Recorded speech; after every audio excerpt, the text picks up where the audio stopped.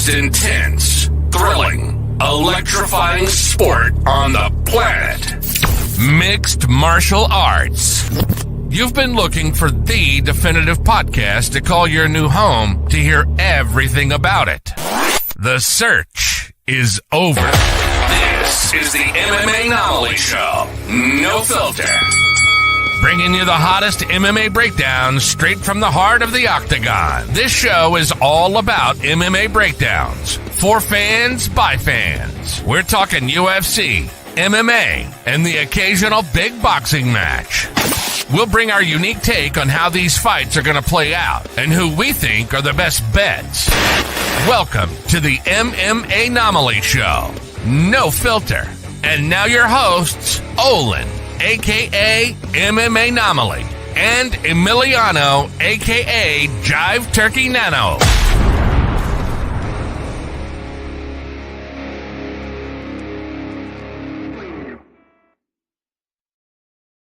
What is up, fight fans? Welcome back to another episode of the MMAnomaly Show, No Filter. You heard the man. I'm the host, Olin, a.k.a. MMAnomaly. With me, as always, is the co-host with the most, Jive Turkey Nano. How we doing, brother? Doing great, brother. The new year's off to a fantastic start. We're halfway through the week. Or actually, no, it's only Tuesday. Feels like we're halfway through it. Rocking and rolling, baby. Feeling good, brother. Good to see you. How we doing? Absolutely. Loving that backdrop, brother. Look at that. You're coming together, baby. Like a picture frame. Let's go. It is starting to come together, you know. We got some fun pictures in the backdrop. Everything from cat superheroes to sketched superheroes to anime to UFC posters, all the way down to Luke Skywalker on a father-son fishing trip with his good old dad, Darth Vader. Spoiler alert for those of you who have never seen wait a second. Star Wars yet. Let's what go. Up, chat? We have an actual UFC fighter in the chat. Let's go. Here we go. And if you are on Twitch, make sure you go give the man a follow at Touch and Go 170. Thank you for being here, brother. We appreciate it. So in this episode, we are actually going to do something a little bit different than we ever have. Typically, the Monday episode or the Tuesday episode, if we don't make it on Monday, is us reacting to last weekend's fight. Since there was no fight card last weekend, we don't really have much to react to, right? Unless you want us to react to Conor McGregor's and wine sip, which it's not a whole lot to react to other than probably not going to happen at 185 pounds. Am I right? You're right. So yeah, in this episode, we don't have a fight card to react to. So we are going to be giving our picks on who we think are going to end up being the champions in each respective weight class. And yes, that is Randy Rude Boy Brown in the chat, Leo. So happy the people know. My goodness. Yeah, this guy's an absolute legend. I joined his stream. He was a pleasure to chat with. And I'm going to be honest. I feel like I'm completely losing my show flow here because I'm a bit starstruck. He's a man of the people. We love to see it. Go follow him on Twitch. Get all the updates. Check him out. Good channel. Good content. What up, everybody else? Tico Tech, Leo Leach. We got Matt Max, as always. Great to see y'all, man. Ready to jump on in. Like you said, a little different. Starting off the year a little unique here, but I like it, man. That's what it's all about. A little downtime. A little sad that, we haven't had some UFC cards to break down, but we got some ahead of us. But not to get too far ahead, because this time of year, we do our awards, we recap, but now it's about looking forward, right? It's about putting on our little Houdini act here and trying to predict what's this year going to look like. We know there's some exciting UFC events, right? We got the big 3 hundo to look forward to. We got the first Vegas Sphere event. Hopefully that goes as Dana White is hyping it up to be. But yeah, brother, I'm excited to cover this, and we'll keep the receipts, see if our future champs end up, living up to the bill. Dude, absolutely. Again, take these picks with a grain of salt. It's very hard to predict the champions, not because of the folks that we're going to be banking on here. It's not a lack of skill for these fighters, right? If they don't end up getting the belt, it's more of a lack of meritocracy and politics. Let's call a spade here, folks, because that's what we do here on the No Filter Show. So with that being said, I say we go ahead and just start off with a bang. Everybody loves the heavyweight division, so why don't we go ahead and dive right the hell in with UFC heavyweight champion. And obviously the way that these futures bet works is the person that we name or that we choose has to be champion on December 31st of 2024. So AKA December 31st this year, the person we name has to be champion of this given weight class. Nano, I'm going to let you take the lead on this one. Who do you have for heavyweight? I feel like it might be one of the rare occasions where we actually agree with one another. Oh, baby. I don't know, man. I don't know. I might go rogue on this one, brother. I don't know if you let me go first because I'm the heavier guy. I have the bigger stomach here, but we'll let that one slide. No, but in all seriousness, the heavyweights, man, banger of a division. A lot of excitement, man. A lot of juice, a lot of moxie going on in that division right now, right? I mean, we're talking about a few guys at the top. I'm talking about two unfamiliar names. Well, one is the new champ, so maybe not too unfamiliar. But we got Tom Aspinall, Tommy boy, as the favorite going into the year, and I am using our preferred sportsbook, DraftKings. Huge shout out if you're listening. Sign us. Tom Aspinall plus 175. He's the champ, so they're assuming he's going to retain that for the next calendar year. Do we think that's going to happen? I mean, boy, let me tell you, he is talented, right? He does have all the fixins to not only gain the belt like he did in that kind of fashion, but he does have all the pedigree to retain it, to defend it, and continue to go on his reign. But like you said, brother, it all boils down to some of that politics. Some of that goes on for sure. And it's also timing and who's available and how active is he going to be, right? Aside from all that, if he's going to fight anyone, it looks like Jailton Almeida at plus 200 is the next favorite. That shocks me, brother. I'll be honest. I was not expecting to see Jailton, the rock star, the freaking guy that's on a SpaceX rocket ship right now. The guy is going to the moon, man. This guy is extremely talented, looks tough as nails, has every way to finish you. Again, his ground game is next level. That would be something to see, man. Two heavyweights throwing down, getting on the ground, throwing up some leg bars, and obviously they got the hands, you know that, but oh boy, that is a fun matchup.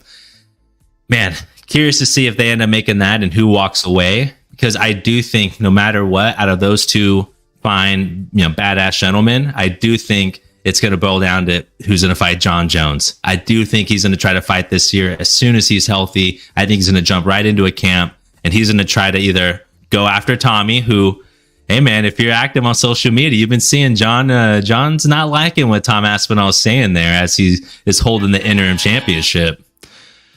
John Jones at plus 450, ladies and gentlemen. Let me tell you, if he's going to fight this year, John Jones is not going to lose. And I don't think he loses to Tommy Aspinall or Jailton Almeida. Maybe I'm going rogue here. Maybe that's just the fanboy in me. Maybe it's just a little bit of what John was saying online. But all things considered, this is going to be an exciting year for the heavyweight division. My pick is John Jones at plus 450. It's a good odds, brother. I like that. I like it a lot. I mean, it's hard to argue. Getting John Jones at plus odds, any way you slice it, is a pretty solid thing, right? But that being said, I'm a certified John Jones hater. I'm actually the president of the John Jones hater fan club. It's a fact. At John Jones haters on Twitter, you can give us a follow. No, I'm kidding. I just made that up. But I'm not a fan of John Jones because I was always a fan of Rashad Evans, and there was that falling out, and from there, the rest, as they say, is history. So, who is my money on? Who is my hard-earned money going to be on when it comes to this one? There's a number of ways you could go. Stipe Miocic plus 1,000. But he also has maybe one fight left in him on this, and that's going to be against John Jones, which 4 years ago I thought maybe he had a shot at winning that fight, but nowadays probably not so much. Age is not on his side, and John Jones is still a young man considering the amount of tread he's already had.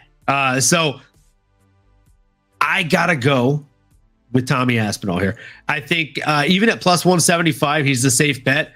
Realistically, I don't think John Jones beats him if they fight, A. And B, I don't think John Jones fights anybody not named Stipe Miocic. I think if Stipe doesn't take the fight this year, John Jones sails off into the sunset and retires. So for that reason, I got to go Tommy Aspinall. Leo Leach, as you stated, I'm pretty biased towards AKA guys, and I know you're biased towards British guys. I really like the British guys too here, and you'll see that across the night. So again, my pick on this one is going to be Tommy Aspinall. And when it comes to, so we're going to be basically doing a single bet on each of these, a very small single bet, and then with whoever we like for like our top 2 or top 5, depending on how confident we are in some of these, we're going to put together a little parlay of futures as well and put a little unit on that, or maybe a half unit on that. We'll keep you posted as the night goes on, though. So moving into the next one, we have the men's UFC light heavyweight champion come December 31st. No, you want to take the lead on this one, or you want me to take the lead? Maybe we'll ping pong a little bit. I'll let you set the tone on this one, brother. What you thinking? So when it comes to the light heavyweight, and I appreciate you passing me the lead on this one. Again, this is one where there's so many viable options, all the way down to Jan Blachowicz, who's plus 7,500 odds right now. Just absolutely wild. Johnny Walker, also a viable pick. Khalil Roundtree Jr., plus 3,500, a viable pick. Alexander Rakic, plus 800, viable pick. Jamal Hill, plus 300, viable pick. Alex Pereira, he's the current champion, plus 200, viable pick. Getting the current champion at plus odds is always fun, which is, understandable why you took the champ at plus odds, plus 450 for fucking John Jones. Good on you.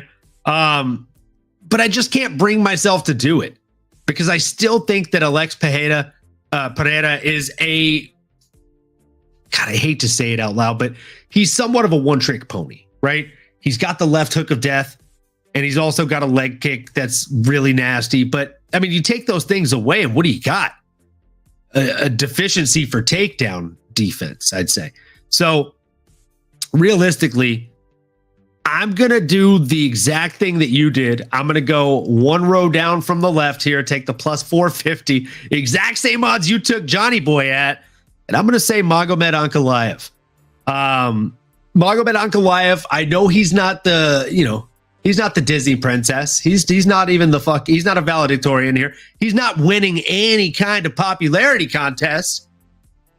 But I think the man is terrifying. I think he gets it done over anybody not named John Bones Jones. It's a good thing for him. John Jones will never make 205 again. So who's your fucking pick? I love that. Yeah, Magomed is not the homecoming king by any means. He's not winning any popularity contests like you mentioned. But that is a great name. I mean, he is a Magomed. He does have a lot of the great skills. And for whatever reason, it hasn't showed up, right? It's like he has all the skills. Like, I'm sure that guy, as a training partner, as someone that's, getting down in the sparring, probably an absolute animal. I mean, dude does everything great. He's big, he's strong, he's smart.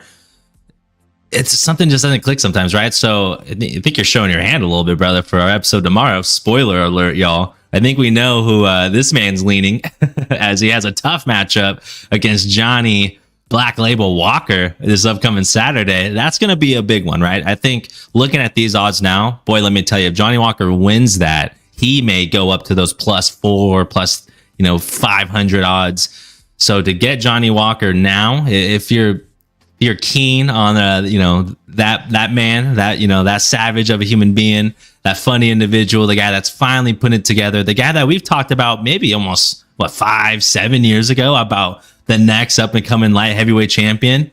Maybe that time's finally come. Maybe it's his time. I don't know. Something's gonna give, brother. But as I am now finally, as I stop stalling, because that's what you're seeing here, ladies and gentlemen. I don't know, man. You mentioned a lot of viable options, in this light heavyweight division, brother. And thank you, Rick, there for the extra assistance. But all things considered, man, there's one double champ. There's one guy with one ultimate trump card. He's got the rare Charizard. He's got the left hand kiss of death, brother. I'm talking about Alex Poatan Bejeda at plus 200 odds. It's not great odds, so maybe you want to parlay this with another one. But all things considered, man, I just don't see anybody beating him. I just don't. I'm sorry. I have to call out Mad Max Meridian in the chat here with his joke. He said, Trump card? Is Colby moving up? That would be the Trump sponsored card good. for sure. So good. Kickstarts his presidential campaign. Dana sponsors a UFC event. It's just UFC Trump. Wouldn't be surprised.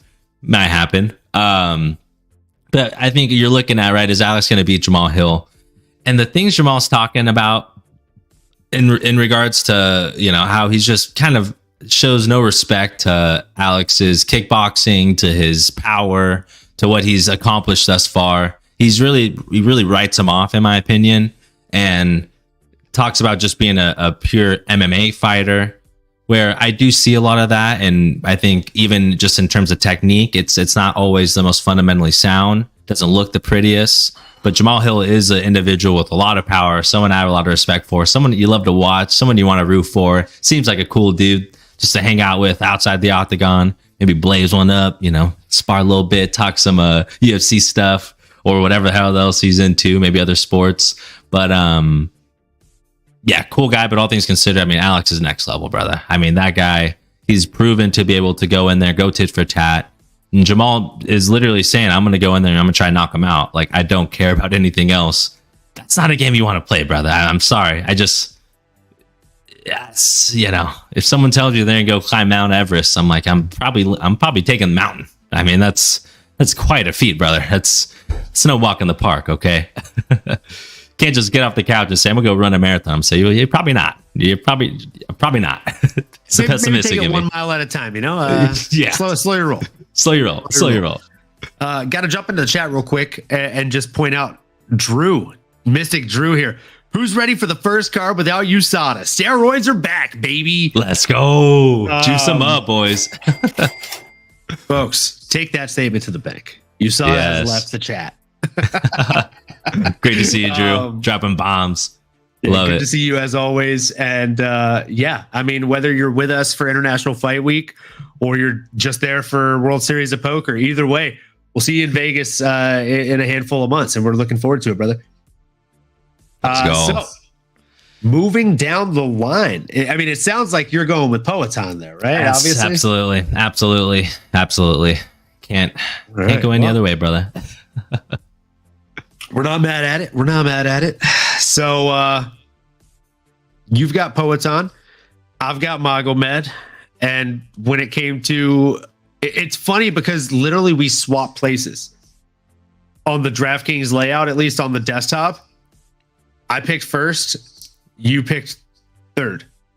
Then on the second weight class, I picked first, or I picked third and you picked first. Just kind of hilarious how we even when we don't agree, we end up just kind of swapping places here. So moving down the line, we do find a way. Men's UFC middleweight champion at the end of the year, Nano. Let us hear it, brother. This is another fun division, brother. Another fun division, stacked. Shocking to see that Khamzat is the running favorite, ladies and gentlemen, at plus 100. More likely than Alex Bejeda to be the champion at the end of the year. Is this finally the year of the wolf? Ooh! That's my wolf howl. Man, I don't know. I gotta assume. I didn't have any wolf things queued up. Best I got to lion. That's all I got. Well, and I think there's a lion waiting I think there's a wounded lion waiting in the wings there. He's waiting on the vast Sahara desert. And I think that's our boy Izzy Adesanya. I think if he sees, this is how I think it's going to go here. I'm going to play a little bit of Tetris, right? Because I think there is a scenario. I love Sean, and I do think he can potentially beat Dricus Duplessis. But Dricus Duplessis, man, even watching them next to each other, it's a big boy. Big boy with some power. And it's not going to go anywhere. I mean, after his surgery, I mean, he looked like an absolute world beater against Robert Whittaker, which I don't think a lot of people can do that to Rob, period. So that does deserve its credit. I wouldn't be surprised if DDP wins potentially. Then you throw in a Khamzat in the mix. I mean, boy, oh boy, let me tell you, Khamzat is problems for a lot of people. And because of the ground game, Khamzat can potentially get the edge out the 5-round decision on a DDP maybe even Sean as well. That's kind of the reality. I mean, the odds are there. Vegas must be seeing something. DraftKings would obviously see something as well. Who am I to go against that? I do have all the utmost respect for all these individuals. They're all badass mofos, all deserving to be champion, all deserving to be in contention. Boy, oh boy, this makes it for a fun division. But there is that one guy, and it's Izzy Adesanya. Is he going to channel that Dark Knight kind of energy, right? After he gets beat by Bane, who is basically Alex Bejeda, let's be honest. The man's a freak. He was born in the dark. But now Izzy is spending his time in the darkness. Really adapted to the darkness. I was born in it, molded in it. I was molded in the octagon. Oh, you were getting your diaper changed. I was pulling half guard on people and then sweeping to top position in full mount. Let's go. We're going to need to clip that. But yeah, so, I mean, Bane's gone. Okay. Now Dark Knight rises again. Okay. Against the big bad wolf. And I see that matchup at some point this year. Khamzat versus Izzy. That is probably the biggest fight you can make in the UFC right now. Let's be honest. Put it on any fight card, anywhere on the planet. Put it on freaking Moon. People are going to go. People are going to watch in. People are going to tune in for that. I'm telling you. And I do think Izzy just... I mean, what better arc? What better comeback story? What way to win, go off and make a comic book about your life and, you know, join the Marvel universe? I mean, what better way to go out than that, right? I mean, that feels like that's Izzy's destiny. I'm going off on a tangent now. I mean, it's the Izzy fan in me, but I think some of the time away, I think all things considered, if he decides he wants to come in and get that belt back, I think he can do it, man. But he's going to have to take it from Khamzat, and I do think that is going to be the scenario. I think DDP might win. I think Khamzat might be him. There's going to be a lot of fluctuation, and Izzy might come and say, "Yo, let me take back what's mine." You like that? You like that? I like that. I like that a lot. And we just got the green light from Tico Tech LLC here. He said, I believe Khamzat comes... Well, let's see here. He said, I believe Khamzat comes from the Arabic Hamza, which means lion. So lion sound might work. You know what I'm saying? He's got that lion in him. So, I mean, it sounds like you have two contenders in mind. Sounds like you're basically between Adesanya and Khamzat Chimaev. I believe so. I mean, leaning Izzy, though. Leaning Izzy there. Taking Izzy for the cake. Again, got to lean into the Bane thing here and just say, you know, you've merely adapted to the octagon. I was born here. I've been making predictions since before you watched the sport. Right, you are, Cotton. Goddamn right. So, with that being said, I am actually going to throw a curveball here. I'm going to throw a complete curveball. I'm going to go with someone that's sitting at plus 1,500 here odds. I'm going to do something crazy, folks. I'm going to go all in. And I'm going to go on Brendan All In Allen. I think the man is an absolute stud. I think he's underrated as heck. And I think it's going to be one of those years where he gets his flowers. You know, originally the top name on my list here was Bo, not a dime, not a penny, not a quarter, Bo Nickel. But I also know that right now, I get it. Nickel is stronger than aluminum. That's why he's a bit of a can crusher right now. You know, you're not going to get a title shot fighting the names that he's fighting. It's just a fact. And with that also being said, I mean, looking at Bo Nickel right now, like, I think he's an absolute beast. I think he has pretty much everything he needs to be a world champion. But again, Cody Brundage is somehow the most dangerous fight of his MMA career, and a fight that makes no sense in his MMA career currently on the trajectory he's on. So a win over Cody Brundage gets him no closer to the title than he is today. A loss to Cody Brundage completely derails the hype train. Brendan All In Allen, however, has faced a who's who. He's faced studs. Okay? So here's the thing. I simply think that he is going to go up there and just murk whoever stands in front of him. And I think if he has a show-stopping performance in his next bout, He'll probably call for the title. He's a very active fighter, typically fights at least 2 to 3 times a year. With 3 fights, I don't think it's crazy to think he can talk his way and walk his way into a title shot by December 31st, and damn sure get it done. If it's over a Sean Strickland or even an Israel Adesanya, I think he's a bad style matchup for those guys on the ground. I'd like to think Mad Max Meridian here would back me up because he has very underrated grappling skills, and Mad Max is definitely more of a mat stud than I am. So yeah, my hard-earned money is going to be on Brendan All-In Allen on this one. Ooh-wee. I like that, brother. That's not a bad bet to go all in on. Again, at plus 1,500 odds, ladies and gentlemen. That's fantastic. And to put in comparison, you mentioned that individual, Bo Nickel. Bo for show, he's a dog. We all know this. But at plus 550, my goodness. I mean, let's talk about this a little bit, because I do think both of these guys are in the same bucket in the sense that they are not 1 fight away from the title, but maybe 2. Okay, Bo for sure 2, maybe 3. Let's be honest. I mean, he's already queued up against Cody Brundage. A lot of good graces, brother. Yeah, like I mean, the Cody Brundage matchup again. He has to go out there and just demolish him to maybe make it so obvious that, hey, I need a top 10, top 15 guy. Maybe he gets some of that Benoit Saint Denis treatment, or Benoit Saint Denis, excuse me. Where, yeah, like, you know, he is able to make that jump. Real quick here, Mad Max, nothing will beat us talking about Bane. Then camera pans the crowd and dude is wearing a Bane shirt. So when you were, I think you were busy like one of the weekends, and me and Mad Max jumped on, did a live stream watching the fights. Literally, we talked about Bane. I did a Bane impression, and then as we're watching the fights, the camera cuts to a dude wearing a Bane shirt. Shit. It was just like the timing was fucking impeccable. I love that. That is hysterical. I mean, it's great timing. That's, you know. Shirt was like, "You talking about me? You speak of me?"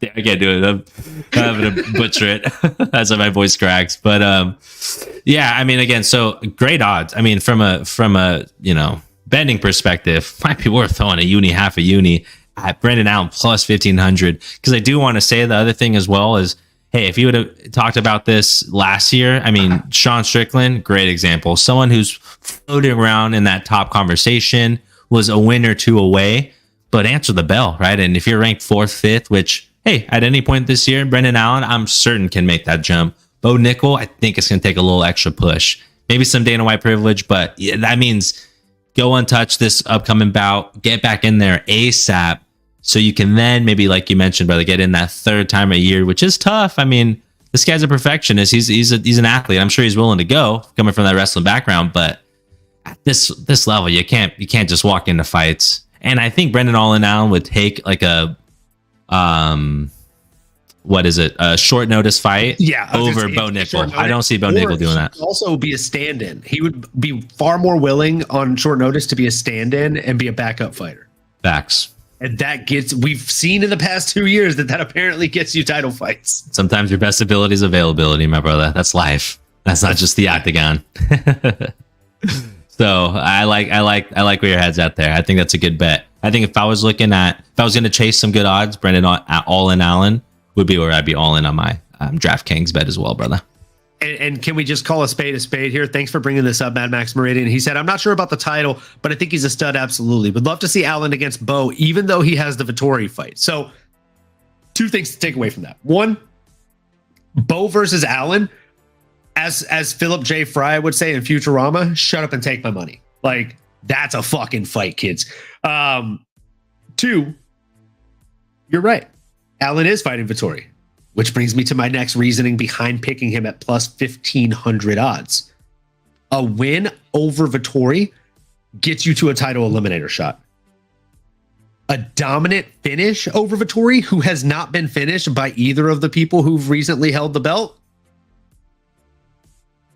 gets you at least talks for the title or for that shot.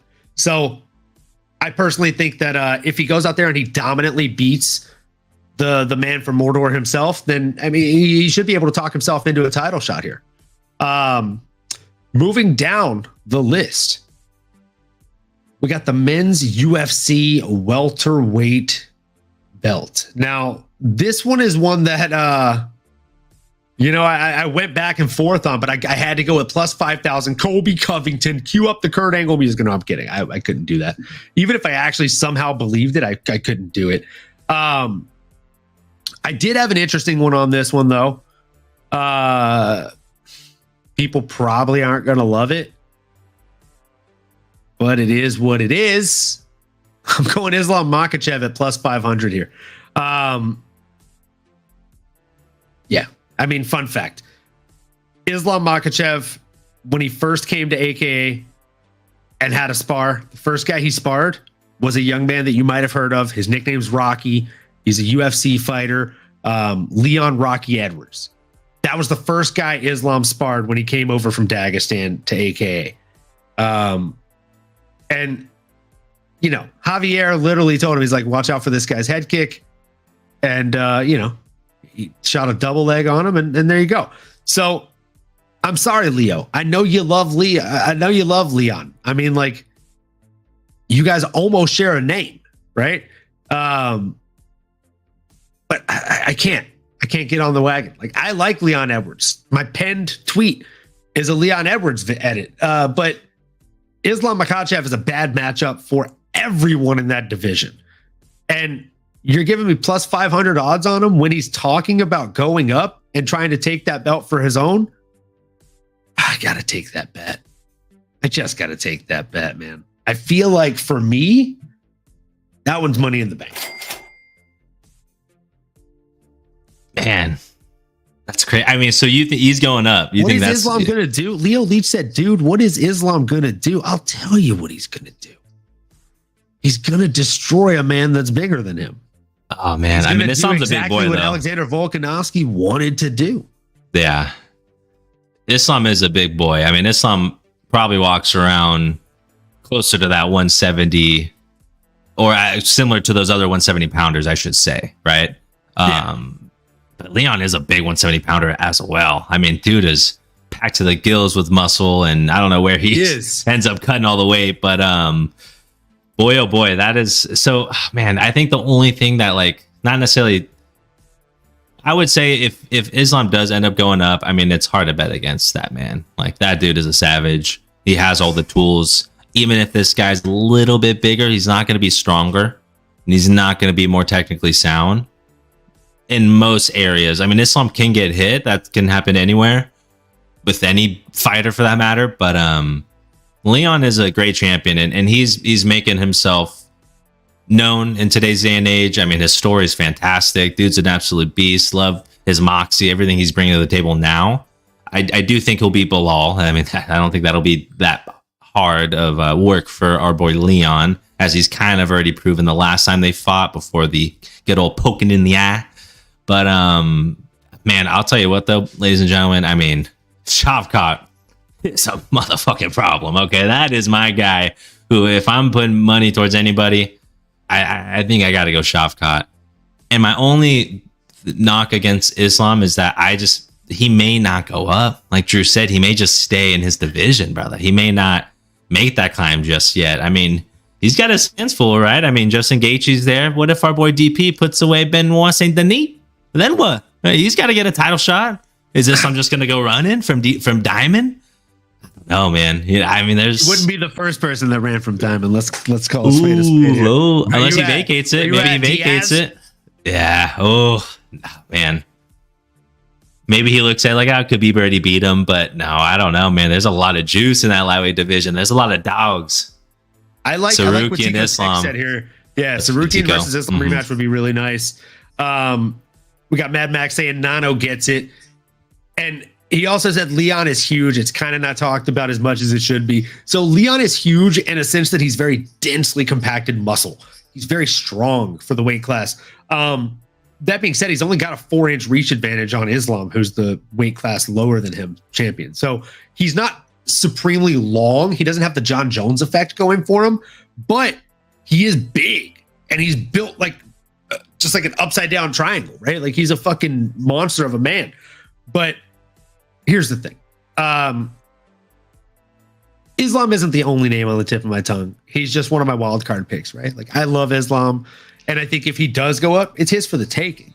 Now plus 500 odds. That's like kind of likely. That's where I'm like, whoa, hold on now. That means if he goes up, they basically think he's gonna win. So that's where it's plus 500 if he takes that fight is really what you're asking yourself there. Oh, that's crazy. Ooh. But you know me, I like even crazier odds than that. Plus 500, child's play.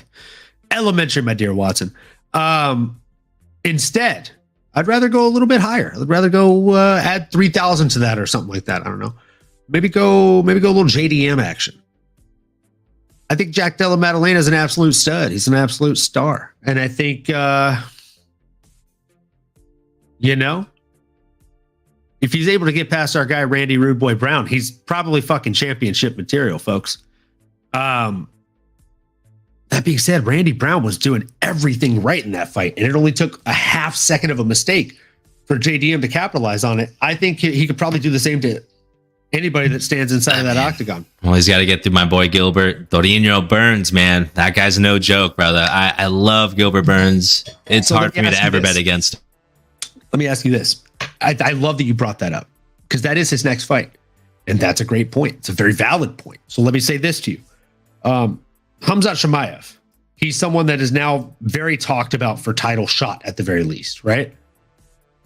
He's had one fight since that fight with Gilbert Burns. So Gilbert Burns is a needle mover, whether it's him moving a needle on you or you moving a needle from beating him.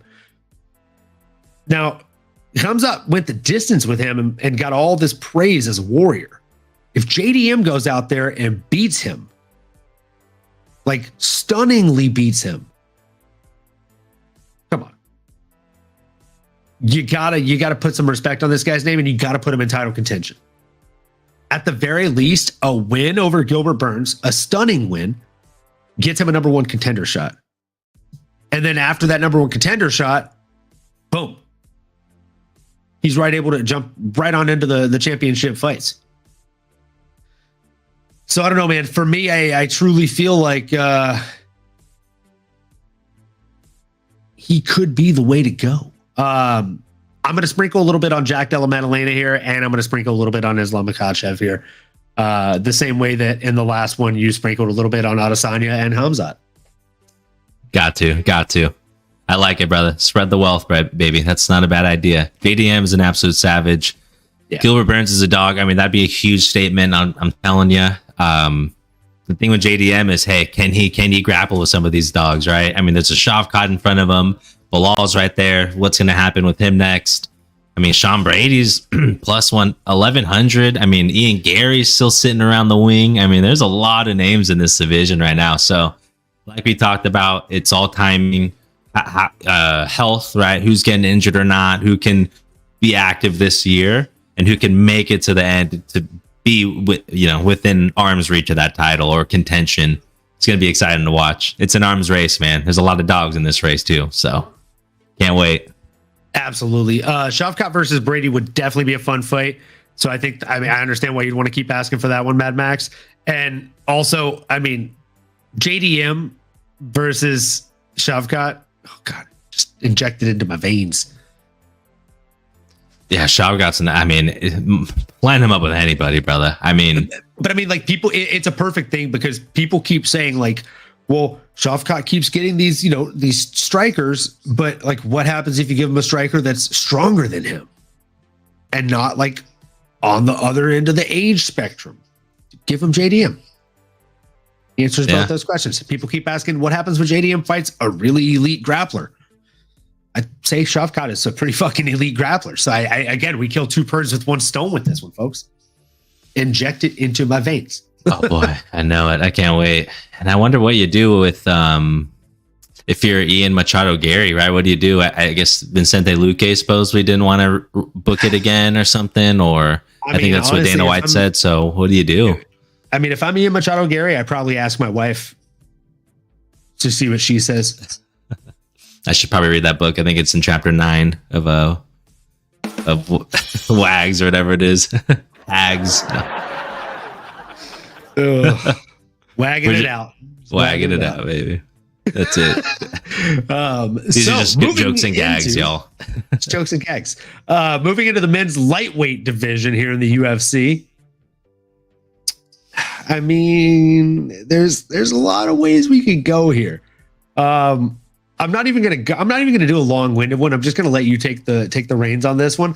I'm just gonna tell you my two picks and just fucking sail off into the wind here, folks. I love that. Yeah, I'm gonna do my two picks, and yeah, we're basically at like the halfway point here on these. Solid, brother. Making progress. Might be ready for a shot soon. Then I was gonna say, I think it might be time for a shot. So we'll pour that up, and my first pick, I'm going to go ahead and just put it in on negative odds here. We're going Islam Makhachev, folks. It's the easy bet. There's a reason it's the easy bet. He's the man. He's the myth. He's the legend. I doubt anybody's going to be able to pry the fucking belt from his cold, dead hands. But if they do, it'll be because something crazy happened, like a fatality.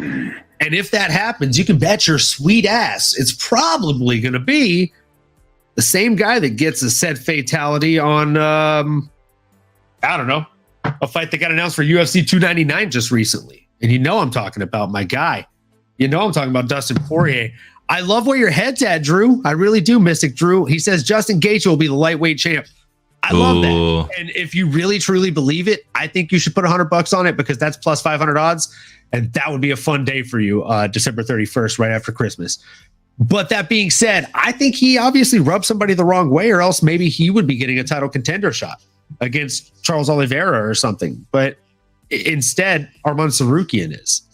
So, and that is a confirmed number one contender fight. Number one contender fight. Winner of that fight gets the next shot at the belt. Oh shit, Gaethje, what are you doing, Bubba? Why are you dropping the bag, my guy? I don't know, dude. I don't know. I don't like it. I don't like it any more than you do. It is what it is.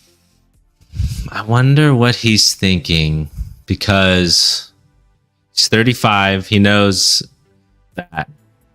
Man, I mean, even Islam mentioned he would be excited to fight Gaethje. He feels like he did earn it. But maybe, I mean, is that card up the sleeve though? Is that maybe something that we don't know about? Right? I mean, that number one contender fight happens in April 13th. So after my birthday. Oh, here we go. Easy to remember. It's a nice little birthday present. I'm just kidding.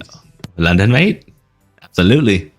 But yeah, I mean, that's where, boy, like, can they squeeze that in? Can they get that on the books? So then, yeah, Tico Tech, good call, man. Surukin probably wins that against Charles. I don't know, though, dude. I got to break that down more. That's tough to say. I mean, Charles is an absolute savage. I think people were thinking Beneil was going to go in there and beat Charles, and that didn't go as planned. Charles is still a plus 350 odd favorite. Armand at plus 250. I'm with Drewski here, though. I think if I'm going anyone other than Islam at minus 300, which is my first pick, let's be crystal clear about that. Islam minus 300 will probably be the champ, most likely, more often than not. That's going to happen. But boy, I do like a little Justin Gaethje at plus 500 there. That is nice. Even Dustin at plus 500, brother. I'm telling you, if he goes in there and does work with Benoit, puts some hands on him, gets some good leather on him. I mean, he's going to want that number one contender shot, or just he's right there. You could easily make that fight. No one's going to bat an eye at it. So that might be the move, man. I do like Justin, though, is the way he's fighting right now. I mean, absolute savage. There's a lot you can do. I wouldn't even mind seeing him fight Charles again. I mean, or Arman or Islam. I mean, run it, man. I want to see them all fight. Mad Max says, I think Charles is going to have a size advantage too. Guy loves horses because he's built like one. Yeah, he's a big boy. He's a big boy. Armand's big though too, man. Like looks Armand strong. He's like dense. Bull, though. Like he's not long at all. He's just fucking dense. Dense, dude. Yeah, Armand is wide, bro. Like he just looks like he was raised on a farm, but a farm in Russia. Lifting hay bales and like large humans and livestock by hand. He's huge. I feel like he just seems extremely strong. Yes, I agree. Bro, I agree with Mad Max here. He's the old school jacked action figure. He's just like Oh yeah. Oh yeah. Yeah, like the ones that you get from dollar store. Bro, I'm on MMA Mania right now, and according to Ali Abdelaziz, he feels like Justin is the obvious guy. He said, I quote, Islam has no interest in fighting Charles or Arman after beating previously both of them. So yeah, I mean, he manages both of them, so he makes hella money if both those guys are in the title picture. Yeah, so he thinks he earned it, man. That. I mean, here's the thing: has he earned it? Maybe. He beat Dustin Poirier. I personally thought the winner of that should have been the next title shot given. So yeah, I think that he should be the next person to fight Islam Makhachev. Absolutely. Do I think that's the way it's going to shake out? Not a chance. I think Charles Oliveira is going to fight Arman. Arman is going to dust Charles Oliveira, and then it's going to be a rematch between Arman Tsarukyan and Islam Makhachev. Islam will have gotten better in that fight and will ultimately beat him. Then Dustin will be waiting in the reins after destroying Benoit Saint Denis in round 3 via vicious knockout, and he'll be there for the taking to go ahead and just get that fucking title shot. So that's why I'm going to sprinkle a little bit on that plus 500 there, and we got a shot ready. Let's go. Lefties. Oh, hold on. There you go, brother. Cheers, brother. Oh, bam. There we go. Shablam. Nice. So, those are our lightweight picks. Sounds like you are leaning towards Justin Gaethje, 100% on this one. I mean, Islam's my number one pick. I do think Islam's probably going to end up being it. But like you said, if he goes up, if things get a little spunky, right? Maybe he beats Justin. It's just like, I already beat those other two guys, Charles, Arman. I'm just going to go chase greatness. I'm going to go be double champ. What's up? Screw you guys. Wouldn't be surprised there. So that's number one. If I'm chasing some good money here, I do like Justin at plus 500, 100%. Yeah, I throw a uni on that. Oh yeah. Not mad at that. So, cool. You got a plus 500 on Justin. I got a plus 500 on Dustin, and we both got a minus 300 on Islam. Again, same exact fucking setup. Same, but different. So, moving both covering our men's, bases. Both covering the bases in different ways. Men's UFC featherweight. So, this one, I mean, the easy pick is going to be Alexander Volkanovski at plus 125 odds. It's hard to ever get somebody that's this dominant at plus odds. But you know me, when I get something this easy, I got to differ. I got to switch it up. I got to say, nah, let's do something different. So I am going to go ahead and say I have two names for this one. Okay. I have two names for this one, and they're for the same reason. So I'm going to say Ilia Topuria because I think he actually gets it done out here over Alexander Volkanovski. I think he has way more power than people think. Oh my God, did me and Drew just agree? Ilia Topuria will be the featherweight champ. Don't like Volk's odds after getting knocked out. Thanks, Drew. Love it when we agree. It's a very, very rare occasion. Fuck, I almost want to do another shot because of this. I mean, literally, I feel like, am I sick right now? So check my temperature. I feel like I must be running a fever. So yeah, me and Drew agree. Here's the thing. I'm taking Ilia Topuria as my confident bet. At plus 240, hard to beat those odds, especially when you're feeling as confident as I am.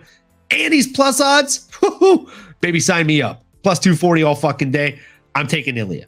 Now, I did mention I have a second name, though. So who is that second name? Mad Max Meridian just said in the chat, man, I don't know. Topuria looks mighty hittable, to which I counter, I disagree. I firmly disagree with that. I think you are very, very wise in many, many ways when it comes to mixed martial arts, but I'm going to give you one bit of homework. And if you come back and you have the same response, I just want to have a civil conversation with you and find out why. Your homework is to watch Josh Emmett versus Ilia Topuria. Ilia Topuria went out there and gave that young man a lesson in boxing. And I think he might do the same exact thing to Alex. So here's the thing. I truly think that Ilia is an absolute monster of a man. He's extremely strong. And I think Ilia Topuria is going to get the belt, and then Max is going to be able to come back and beat him to get the belt. That's Max Holloway's title shot, or his path back to the title shot. What the fuck? Drew, literally, what is happening right now? Drew Toledo in the chat, folks. Wild card for me. Max gets the belt and retires. You guys are on the same page right now. What is going on here? What universe is this? What is happening, guys? Oh, I love it. What is happening? I love it, dude. That is a fun road. If 2024 has that in store, I am freaking juiced, y'all. That is exciting as all hell. Max, too blessed to be stressed. Holloway back with the title. That does mean the Volk era is over, which is extremely sad. I actually don't think I want to see that, really, if I'm being totally honest.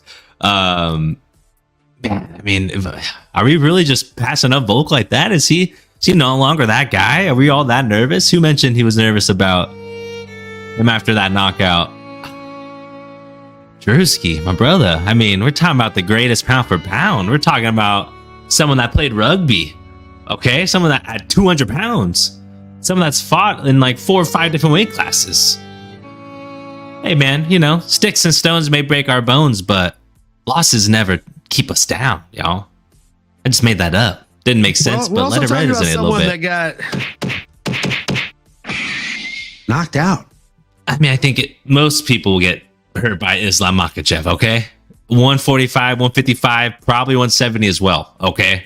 Anyone within a 30-pound radius can get it. Like, come on, let's not let that be the blemish here, okay? Number 1 beat number 2. Now number 2 is obsolete? I don't think so. I don't think that's how this works, man.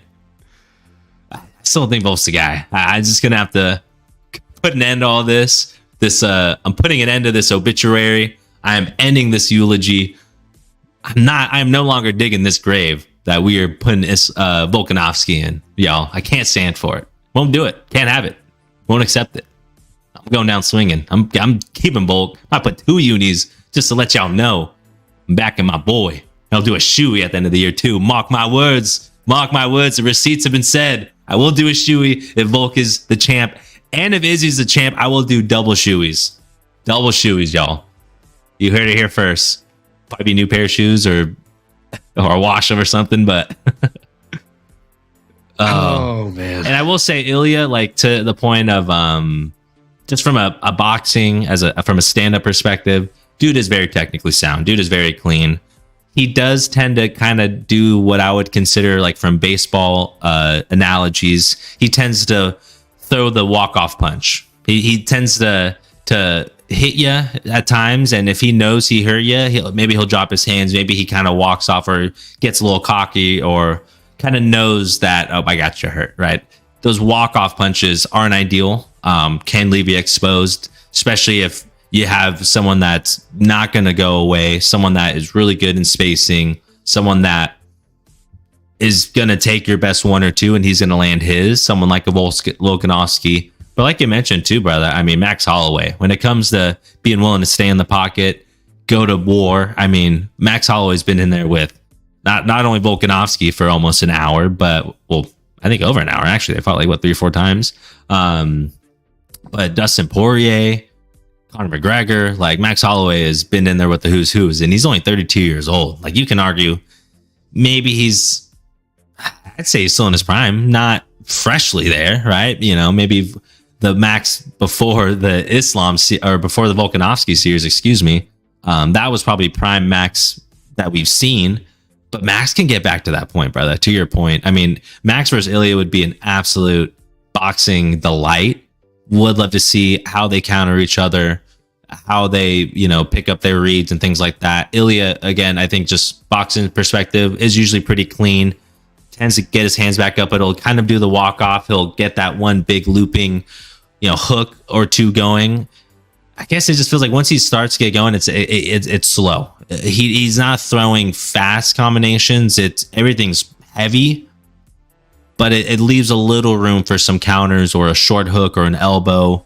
Or if you're willing to take that, if you can walk through that first or second, you can probably get to yours. I think I'm picking up what Mad Max is saying there in that sense. I can agree in that sense, but at the same time, like, using Bryce Mitchell as a barometer for being hittable or not Bryce Mitchell averages over a 75% hit clip on accuracy. So what I mean by that is if he throws 100 strikes on average, he's landing 75 of those. More often than not, he's actually landing 81 out of 100 strikes. When it came to fighting an elite level striker like Edson Barboza, he actually landed 182 out of 209 strikes. If we back it up even back to 2019 when he fought Matt Sales, he landed an 85% clip, landing 24 out of 28 strikes before getting the sub. In 2020, Andre Touchy-Feely landed 100 out of 135 thrown and 46 out of 69 significant strikes landed. So again, over a 70% clip. Over Charles Rosa, we're talking 60 out of 74 thrown versus landed, 81% clip.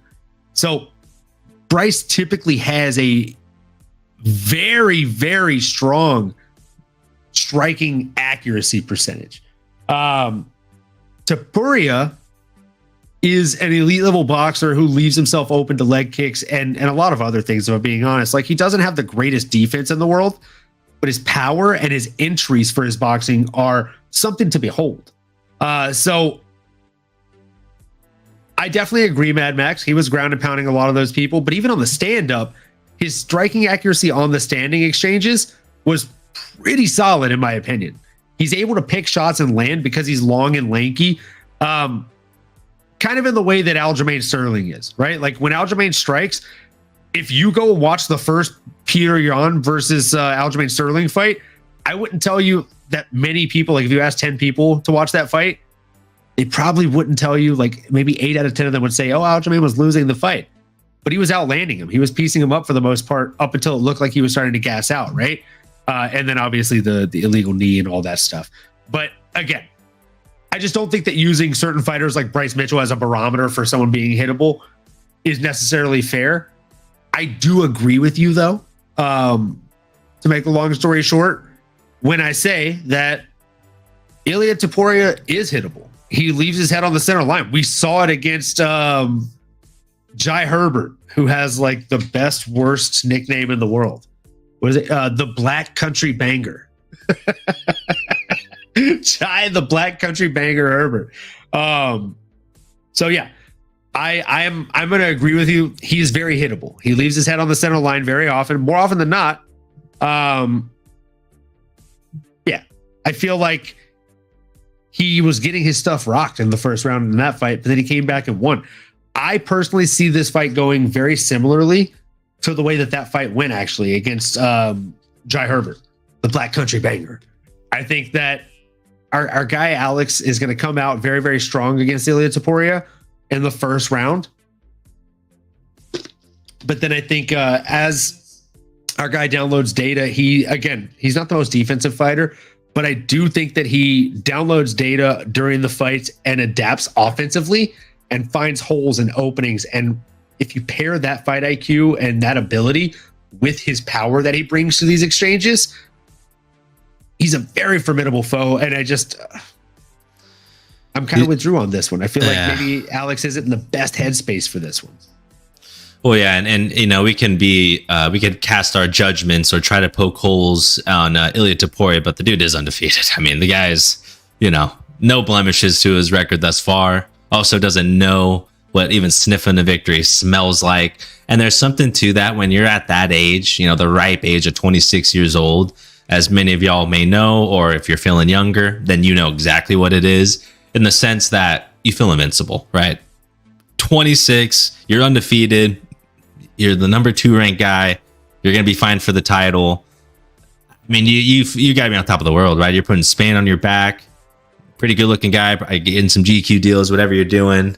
Yeah, he's got to be feeling on cloud 9, but he's worked hard to get here, and there's a reason for it. I mean, dude, frankly, just puts on a show every time he's in there, man. So I'm curious to see how he can weather the storm. Can he fight on his back foot, right? I know he's used to being the bull, the matador there in Spain, but what if he's not the bull, right? What if he's getting the horns as well? And when you're locked horns there, hey, how long can you do that song and dance? We know Volk can, obviously not against a bigger, unfortunately, badder individual in Islam, but any other dude on the planet, I don't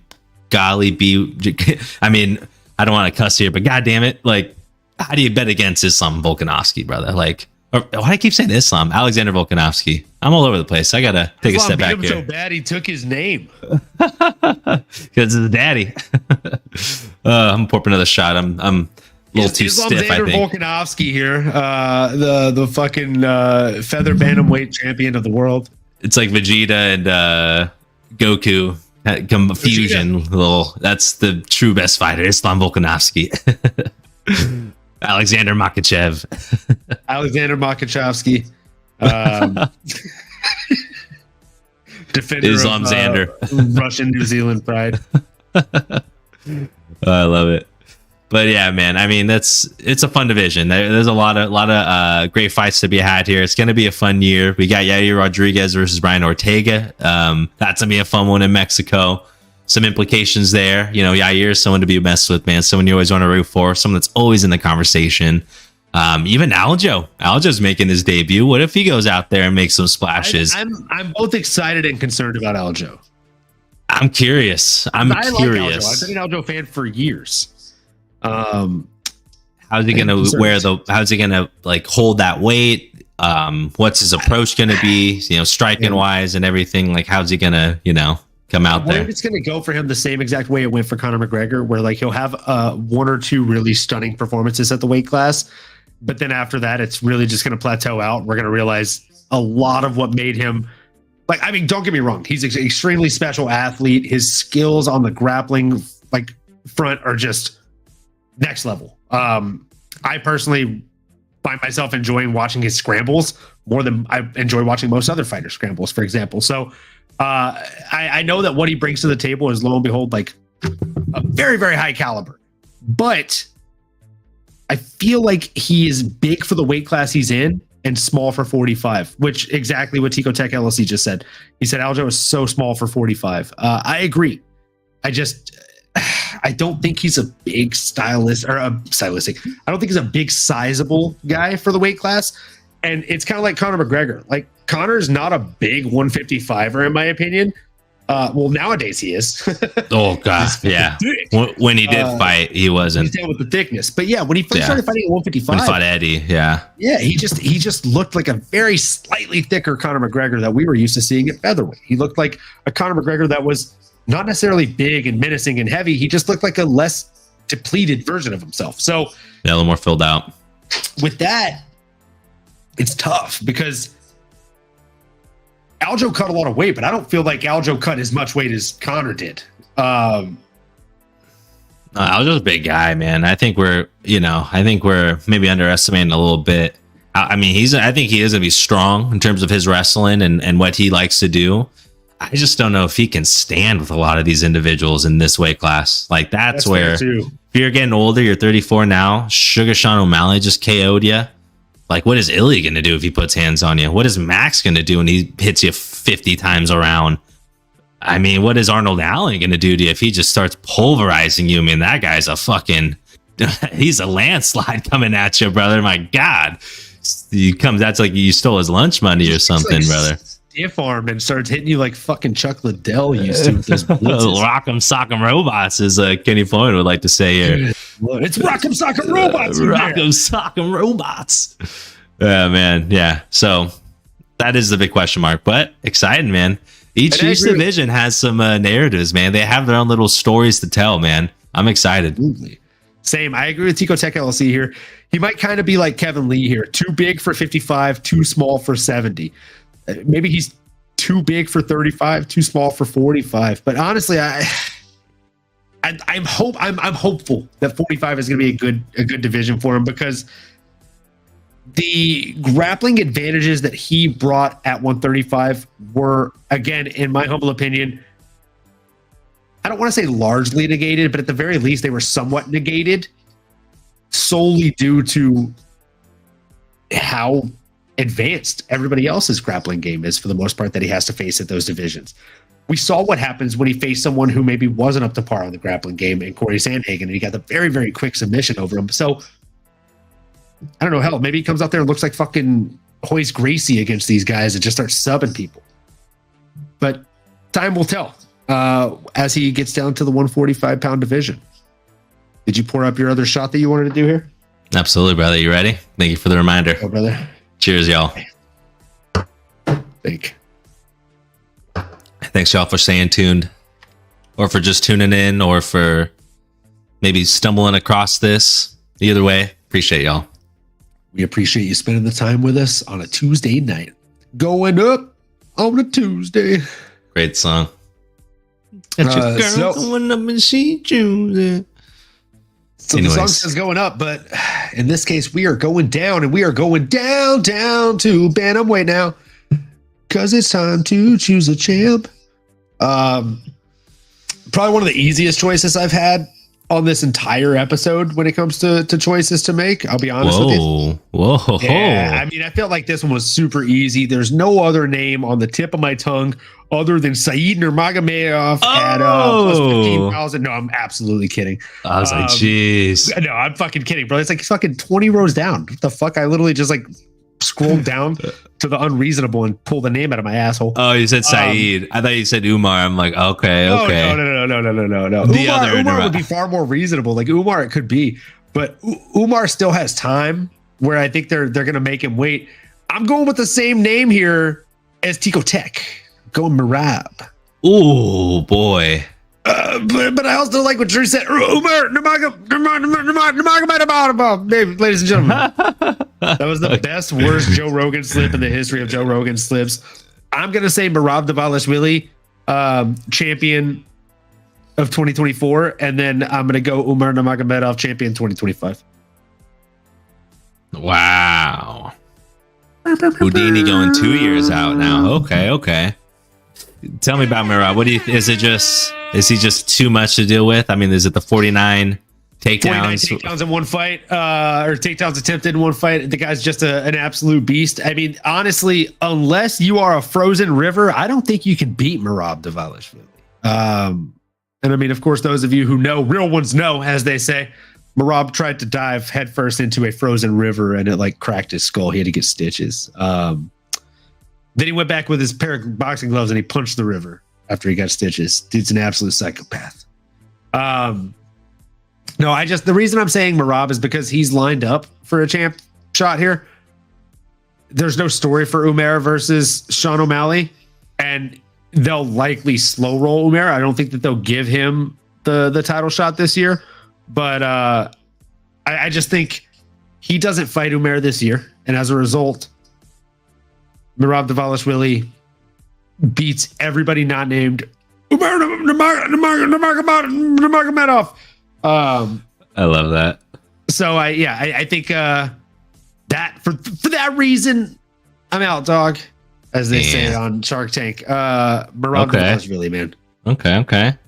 It's interesting. You're still getting Aljo odds here at plus 350, which is interesting to see. But he already mentioned he's closing that door. Yeah, that's a waste of money. Do not bet that, ladies and gentlemen. If Merab loses and Aljo loses, he's going to come back down. Yeah, do not do that. He's mentioned that door's closed. Do not waste your money on that bet. He's not cutting down. No. But man, I'm just hoping this Sugar Show lasts as long as possible. He is a plus 150 odd favorite. I think he's going to have a great war with Marlon Chito Vera, but I do think he'll find a way to edge it out. He'll probably sit and wait and maybe fight one more time this year. And I say maybe because maybe he gets hurt. Maybe he just decides I want to wait. He did mention probably fighting 2 times a year. Once is obviously coming up soon. So maybe one more time this year, but maybe not. That's the thing. It might just be a timing thing. He may just drag it out and not fight again with the belt. So that is a safe bet in my opinion, just thinking logistically. Again, timing is everything, ladies and gentlemen.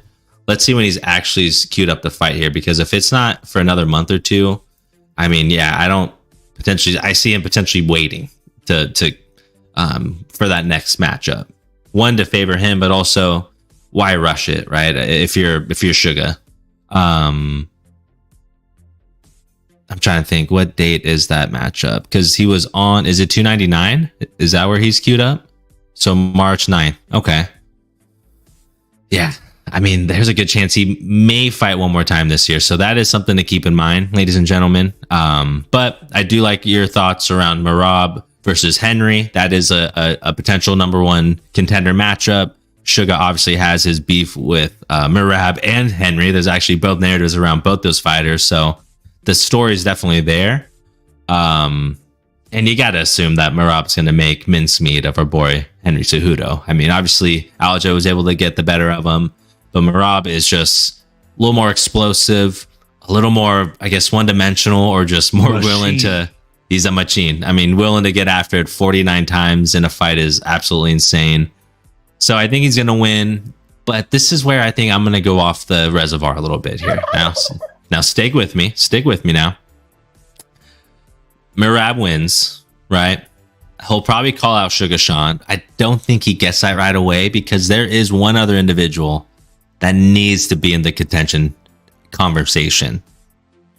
And we're talking about a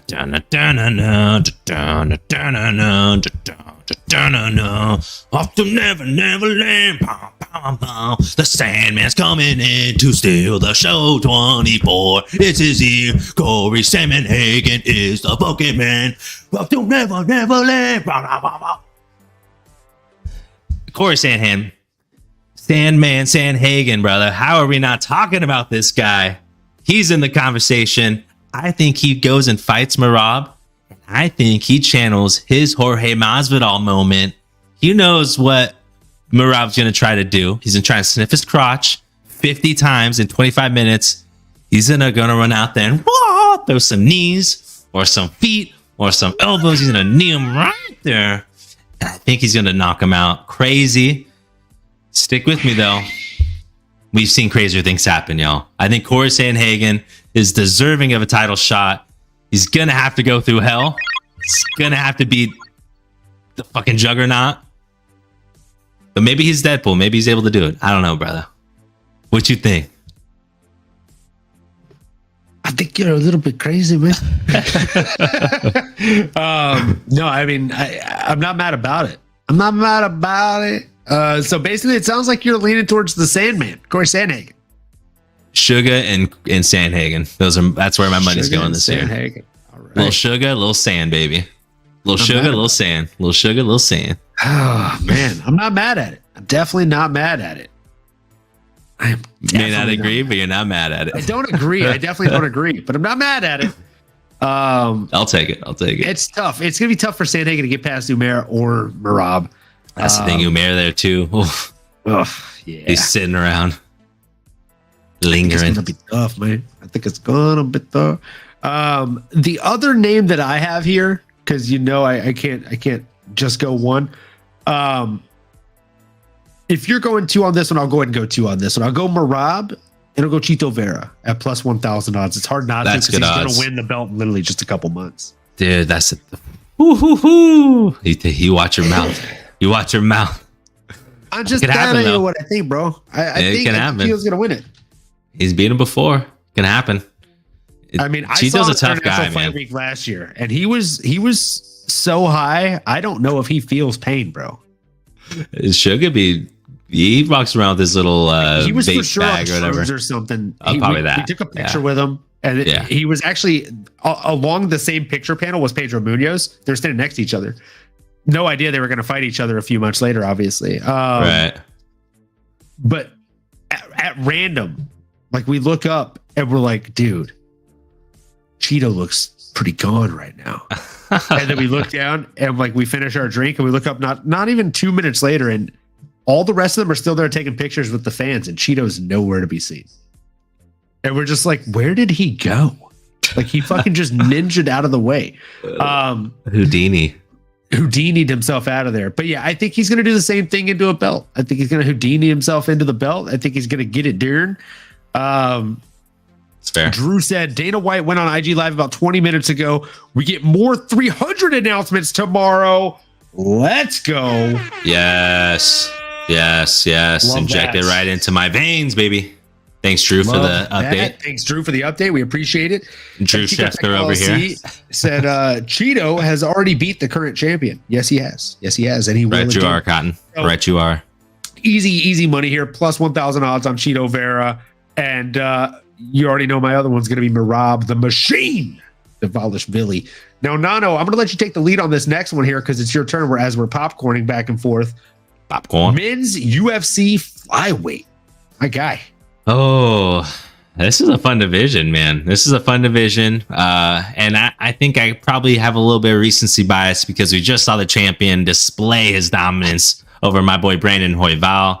So I'm going to lean with Alexandre Pantoja. I think he's going to retain it.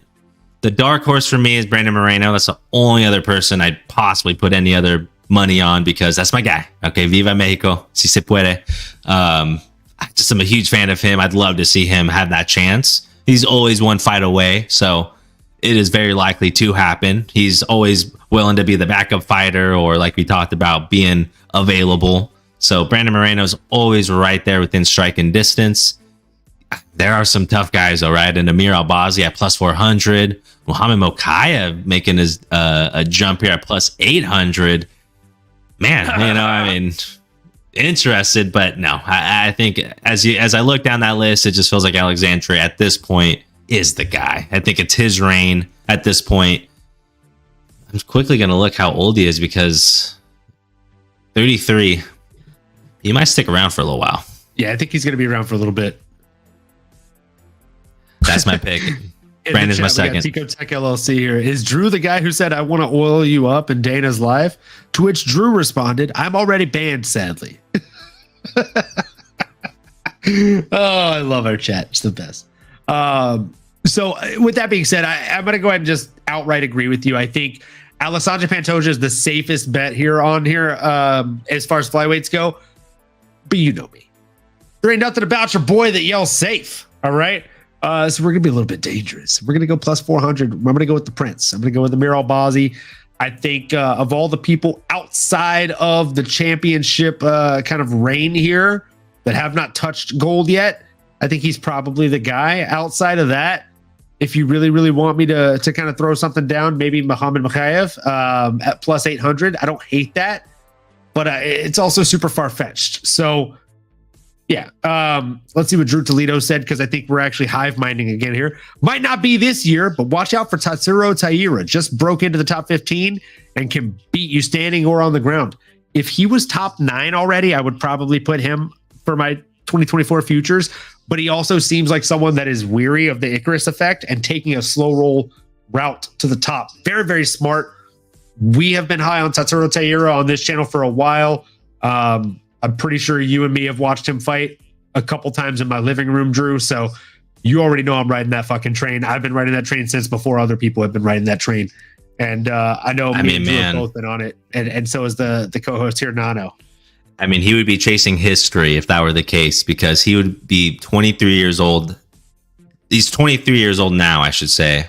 Or no. He's 22. He's 22.